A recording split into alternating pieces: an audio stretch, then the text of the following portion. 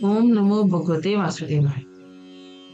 आज हम आगे बढ़ते हैं अपने दूसरे स्कंद के दूसरे अध्याय की ओर, जिसका नाम है भगवान के स्थूल और सूक्ष्म रूपों की धारणा तथा क्रम मुक्ति और सघो मुक्ति का वर्णन। श्री सुखदेव जी कहते हैं, सृष्टि के प्रारंभ में ब्रह्मा जी ने इसी धारणा के द्वारा प्रसन्न हुए भगवान से वह सृष्टि विषयक स्मृति प्राप्त की थी जो पहले प्रलय काल में विलुप्त हो गई थी। इससे उनकी दृष्टि अमोघ और बुद्धि निश्चयात्मिक का हो गई। तब उन्होंने इस जगत को वैसे ही रचा जैसा कि ये प्रलय के पहले था। वेदों की वर्णन शैली ही इस प्रकार की है कि लोगों की बुद्धि स्वर्ग आदि निरर्थक नामों के फेर से फंस जाती है। जीव वहां सुख की वासना से स्वप्न सा देखता हुआ भटकने लगता है, किंतु उन मायामय लोकों में कहीं भी उसे सच्चे सुख की प्राप्ति नहीं होती। इसलिए विद्वान पुरुष को चाहिए कि वह विविध नाम वाले पदार्थों से उतना ही व्यवहार करे जितना प्रयोजनीय हो। अपनी बुद्धि को उनकी निस्सारता के निश्चय से परिपूर्ण रखे और एक क्षण के लिए भी असावधान न हो। यदि संसार के पदार्थ प्रारब्धवश बिना परिश्रम के यूं ही मिल जाएं, तब उनके उपार्जन का परिश्रम व्यर्थ समझकर उनके लिए कोई प्रयत्न न करे। जब जमीन पर सोने से काम चल सकता है, तब पलंग के लिए प्रयत्न करने से क्या प्रयोजन। जब भुजाएं अपने को भगवान की कृपा से स्वयं ही मिली हुई हैं, तब तकियों की क्या आवश्यकता। जब अंजलि से काम चल सकता है, तब बहुत से बर्तन क्यों बटोरे। वृक्ष की छाल पहनकर या वस्त्रहीन रहकर भी यदि जीवन धारण किया जा सकता है, तो वस्त्रों की क्या आवश्यकता। पहनने को क्या रास्तों में चिथड़े नहीं हैं। भूख लगने पर दूसरों के लिए ही शरीर धारण करने वाले वृक्ष क्या फल फूल की भिक्षा नहीं देते। जल चाहने वालों के लिए नदियां क्या बिल्कुल सूख गई हैं। रहने के लिए क्या पहाड़ों की गुफाएं बंद कर दी गई हैं। अरे भाई, सब न सही, क्या भगवान भी अपने शरणागतों की रक्षा नहीं करते। ऐसी स्थिति में बुद्धिमान लोग भी धन के नशे में चूर घमंडी धनियों की चापलूसी क्यों करते हैं। इस प्रकार विरक्त हो जाने पर अपने हृदय में नित्य विराजमान स्वतः सिद्ध आत्मस्वरूप परम प्रियतम परम सत्य जो अनंत भगवान है, बड़े प्रेम और आनंद से दृढ़ निश्चय करके उन्हीं का भजन करें, क्योंकि उनके भजन से जन्म मृत्यु के चक्कर में डालने वाले अज्ञान का नाश हो जाता है। पशुओं की बात तो अलग है, परंतु मनुष्यों में भला ऐसा कौन है जो लोगों को इस संसार रूप वैतरणी नदी में गिरकर अपने कर्मजन्य दुखों को भोगते हुए देखकर भी भगवान का मंगलमय चिंतन नहीं करेगा। इन असत विषय भोगों में ही अपने चित्त को भटकने देगा।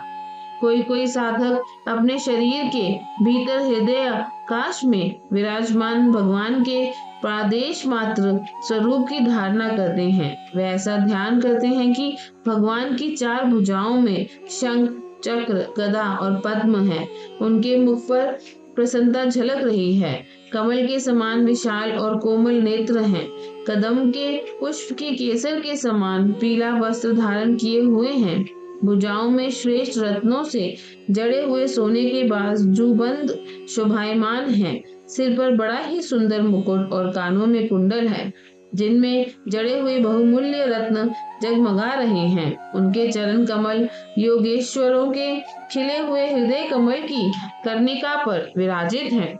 उनके हृदय पर श्री वत्स का चिन्ह एक सुनहरी रेखा है। गले में कौस्तुभ भस्म की लटक रही है। वक्षस्थल कभी न कुम्हलाने वाली वनमाला से घिरा हुआ है।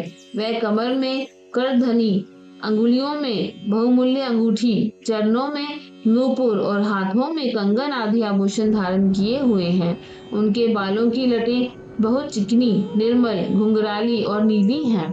उनका मुख कमल मंद मंद मुस्काने से खिल रहा है। लीलापूर्ण उन्मुक्त हास्य और चितवन से शोभायमान बोहों के द्वारा वह भक्त जनों पर अनंत अनुग्रह की वर्षा कर रहे हैं।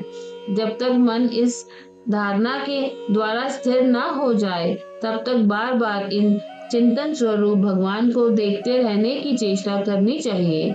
भगवान के चरण कमलों से लेकर उनके मुस्कान युक्त मुख कमल प्रयत्न समस्त अंगों की एक एक करके बुद्धि के द्वारा धारणा करनी चाहिए।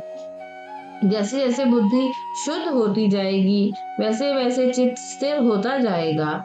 जब एक अंग का ध्यान ठीक ठीक होने लगे, तब उसे छोड़कर दूसरे अंग का ध्यान करना चाहिए। ये विश्वेश्वर भगवान दृश्य नहीं, दृष्टा है। सगुण निर्गुण सब कुछ इन्हीं स्वरूप का स्वरूप है। जब तक इनमें अनन्य प्रेममय भक्ति योग न हो जाए, तब तक साधक को नित्य नैमित्तिक कर्मों के बाद एकाग्रता से भगवान के उपयुक्त स्थूल रूप का ही चिंतन करना चाहिए। परीक्षित, जब योगी पुरुष इस मनुष्य लोक को छोड़ना चाहे, तब देश और काल में मन को न लगाए। सुख पूर्वक स्थिर आसन से बैठकर प्राणों को जीतकर मन से इंद्रियों का संयम करे। तदंतर अपनी निर्मल बुद्धि से मन को नियमित करके मन के साथ बुद्धि को क्षेत्र यज्ञ में और क्षेत्रों को अंतरात्मा में लीन कर दे। फिर अंतरात्मा को परमात्मा में लीन करके धीर पुरुष उस परम शांतिमय अवस्था में स्थित हो जाए। फिर उसके लिए कोई कर्तव्य शेष नहीं रहता। इस अवस्था में सत्व गुण भी नहीं है, फिर रजोगुण और तमोगुण की तो बात ही क्या है। अहंकार, महतत्व और प्रकृति का भी वहां अस्तित्व नहीं है। उस स्थिति में जब देवताओं के नियामक काल की भी दाल नहीं गलती, तब देवता और उनके अधीन रहने वाले प्राणी तो रह ही कैसे सकते हैं। योगी लोग ये नहीं इस प्रकार परमात्मा से भिन्न पदार्थों का त्याग करना चाहते हैं और शरीर तथा उसके संबंधी पदार्थों में आत्म बुद्धि का त्याग करके हृदय के द्वारा पद पद पर भगवान के जिस परम पूज्य स्वरूप का आलिंगन करते हुए अनन्य प्रेम से परिपूर्ण रहते हैं, वही भगवान विष्णु का परम पद है।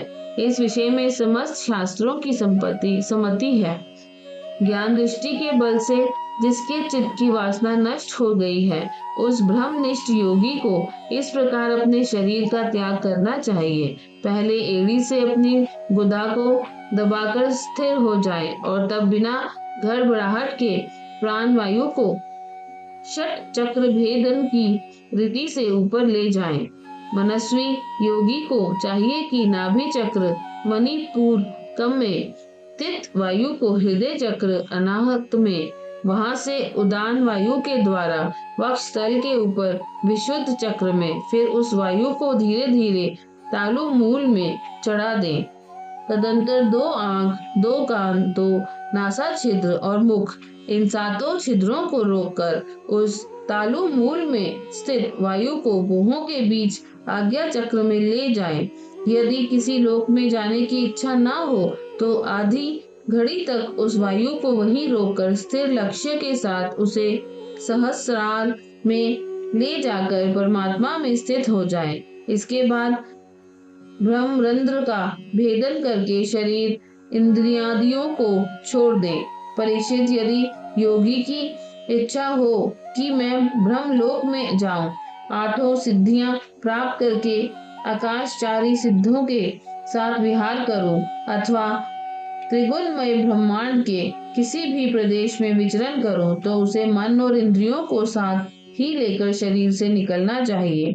योगियों का शरीर वायु की भांति सूक्ष्म होता है। उपासना, तपस्या, योग और ज्ञान का सेवन करने वाले योगियों को त्रिलोकी के बाहर और भीतर सर्वत्र स्वच्छंद रूप से विचरण करने का अधिकार होता है। केवल कर्मों के द्वारा इस प्रकार बेरोक टोक विचरना नहीं हो सकता। परीक्षित, योगी ज्योतिर्मय मार्ग सुषुम्ना के द्वारा जब ब्रह्मलोक के लिए प्रस्थान करता है, तब पहले वह आकाश मार्ग से अग्निलोक में जाता है। वहां उसके बचे कुचे मल भी जल जाते हैं। इसके बाद वह वहां से ऊपर भगवान श्री हरि के शिशुमार नामक ज्योतिर्मय चक्र पर पहुंचता है। भगवान विष्णु का ये शिशुमार चक्र विश्व ब्रह्मांड के भ्रमण का केंद्र है। उसका अतिक्रमण करके अत्यंत सूक्ष्म एवं निर्मल शरीर से वह अकेला ही महल लोक में जाता है। वह लोक ब्रह्मवेताओं के द्वारा भी वंदित है और उसमें कई प्रयत्न जीवित रहने वाले देवता विहार करते रहते हैं। फिर जब प्रलय का समय आता है तब नीचे के लोगों को शेष के मुख से निकली हुई आग के द्वारा भस्म होते देख वह ब्रह्मलोक में चला जाता है। जिस ब्रह्मलोक में बड़े बड़े सिद्धेश्वर विमानों पर निवास करते हैं, उस ब्रह्मलोक की आयु ब्रह्मा की आयु के समान ही 2 अपराज की है। वहां न शोक है, न दुख, न बुढ़ापा है, न मृत्यु। फिर वहां किसी प्रकार का उद्वेग या भय तो हो ही कैसे सकता है। वहां यदि दुख है तो केवल एक बात का, वह यही कि इस परम पद को न जानने वाले लोगों के जन्म मृत्यु में अत्यंत घोर संकटों को देखकर दयावश वहां के लोगों के मन में बड़ी व्यथा होती है। सत्यलोक में पहुंचने के पश्चात वह योगी निर्भय होकर अपने सूक्ष्म शरीर को पृथ्वी से मिला देता है और फिर उतावली न करते हुए 7 आवरणों का भेदन करता है। पृथ्वी रूप से जल को और जल रूप से अग्निमय आवरणों को प्राप्त होकर वह ज्योति रूप से वायु रूप आवरण से में आ जाता है और वहां से समय पर ब्रह्म की अनंतता का बोध कराने वाले आकाश रूप आवरण को प्राप्त करता है। इस प्रकार स्थूल आवरणों को पार करते समय उसकी इंद्रियां भी अपने सूक्ष्म अधिष्ठान में लीन होती जाती हैं। घ्राणेन्द्रिय गणतन मात्र में, रसना रसत मात्रा में, नेत्र रूप तन मात्रा में, त्वचा स्पर्श मात्रा में, श्रोत्र शब्द तंत्र मात्रा में और कर्मेंद्रियां अपनी अपनी क्रिया शक्ति में मिलकर अपने अपने सूक्ष्म रूप स्वरूप को प्राप्त हो जाती हैं। इस प्रकार योगी पंचभूतों के स्थूल सूक्ष्म आवरणों को पार करके अहंकार में प्रवेश करता है। वहां सूक्ष्म भूतों को तामस अहंकार में, इंद्रियों को राजस अहंकार में तथा मन और इंद्रियों के अधिष्ठाता देवताओं को सात्विक अहंकार में लीन कर देता है।